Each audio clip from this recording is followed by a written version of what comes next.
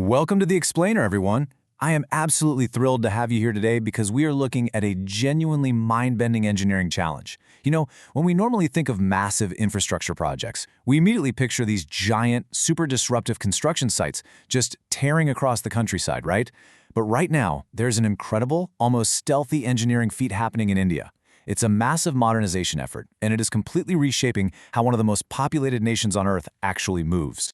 And it all starts with this really fascinating puzzle. How do you build a high-speed railway without actually building new tracks? I mean, it sounds like a total paradox. Conventional wisdom tells us that if you want trains to go faster, you absolutely have to lay down entirely new, perfectly segregated, dead-straight tracks designed specifically for those high speeds. But India, they decided to take a completely different route. They're achieving massive network-wide speed upgrades on an active, working railway. To understand how on earth they are pulling this off, we really need to look at the foundational philosophy behind the whole project. Section 1. A uniquely Indian approach. Okay, let's dive into this. When countries like China, Japan, or France wanted high-speed rail, they basically took the traditional, albeit incredibly expensive path. They built entirely new, segregated, passenger-only lines. Think of the Shinkansen or the TGV. India, however, pursued a fundamentally different and, frankly, much more complex path. They are upgrading their existing lines. And here is the real kicker. These aren't just passenger lines. We're talking about mixed traffic lines. That means heavy freight and high-speed passenger trains are sharing the exact same rails. This is a huge constraint because heavily loaded freight trains literally grind down the tracks, which makes it incredibly difficult to maintain that pristine, flawless track geometry you need for high-speed passenger runs. The constraints they are dealing with are just staggering. It's the ultimate balancing act. We are talking about a living, breathing system that carries over 2.5 crore, that's 25 million passengers every single day. On top of that, they're running some of the world's longest freight trains with massively heavy axle loads of 22.9 to 25 tons. That puts an immense amount of wear and tear on the rails. And they're doing all of this while managing long-welded rails, ensuring full electrification, and rolling out increasingly automated signaling across the board. They literally cannot stop the system to make these upgrades. It is exactly like performing open-heart surgery while the patient is out running a marathon. No other railway system in the world has even attempted speed upgrades under such intense constraints at this kind of scale. So how exactly are they managing this monumental task without completely breaking the system? Well, let's look at their strategy. Section 2. The laddered speed ecosystem. Instead of trying to just flip a switch and instantly jump from slow speeds to bullet train speeds on an existing track, the Railway Ministry adopted a strategy of progressive evolution. It's essentially a step-by-step climb. Step 1 is all about upgrading large, contiguous stretches of track to a baseline of 110 kilometers per hour. Once that is totally stable, Step 2 pushes those boundaries up to 130 kilometers per hour. And finally, Step 3 evolves the track geometry and safety systems even further to handle a blistering 160 kilometers per hour. This laddered concept is highly strategic. It drastically reduces the risks of transition because it allows the physical tracks, the complex automated signaling systems, and crucially, the crew training to evolve organically over time rather than shocking the system all at once. So the crucial point is inclusivity. As one railway official perfectly summed it up, this approach ensures national uniformity and totally avoids creating these elite passenger-centric corridors that are totally disconnected from the rest of the network. By upgrading the existing mixed-use network, this new speed capability is actually spread across all railway zones. That includes the really heavy freight-intensive zones like the East Central, Southeast Central, and South Central railways. They are intentionally avoiding a divided system where you have isolated high-speed bubbles for wealthy passengers while the rest of the country is left chugging along on outdated tracks. It literally brings the entire nation up to speed together.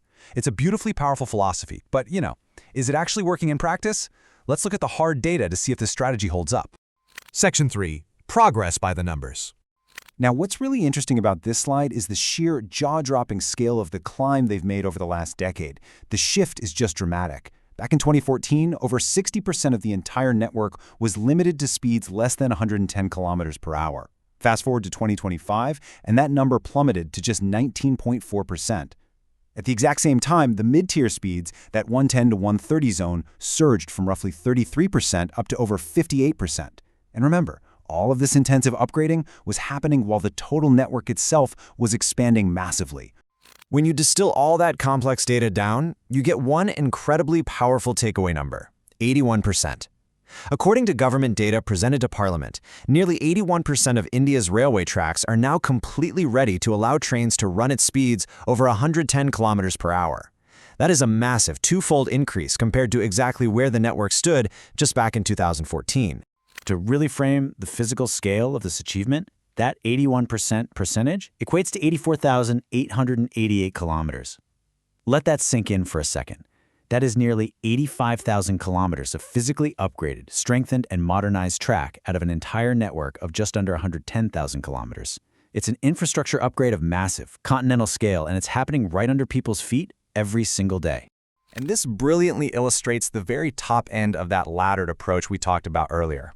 A full 1/5 of the existing tracks, specifically 23,477 kilometers, are now fully capable of handling train operations at speeds of 130 kilometers per hour and above. They took an active, mixed-use freight and passenger network and successfully engineered a fifth of it to handle these incredibly impressive higher speeds without once stopping the daily flow of the country.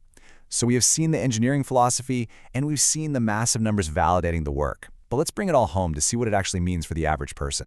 Section 4. Why this matters today. So, how does all this track geometry and automated signaling actually impact the modern travel experience? Well, it all comes down to this. This systemic, network-wide track upgrade is the invisible, vital backbone that makes India's modern train revolution even possible. I'm sure you've seen or heard of those sleek new-age Vande Bharat trains, both the chair car versions and those highly anticipated sleeper models, as well as the new Amrit trains. These modern machines are specifically designed to go fast. But here is the thing. A fast train is absolutely useless if the tracks beneath it can't handle the stress. This quiet, massive upgrade of over 84,000 kilometers is exactly what allows these new trains to actually stretch their legs and run at their designed faster speeds, completely transforming the passenger experience across the entire country. It really is just a fascinating feat of strategic engineering, and it leaves us with a pretty huge question to ponder. As India successfully proves to the world that you can actually upgrade a massive hyperactive network without completely shutting it down, could this concept of organic evolution become the new blueprint for modernizing aging infrastructure globally? If you can upgrade a living system carrying 25 million people and thousands of tons of freight every single day using this laddered approach, well, maybe the days of needing totally isolated, incredibly expensive brand new corridors are a thing of the past. It's definitely something to think about the next time you glide smoothly and swiftly towards your destination.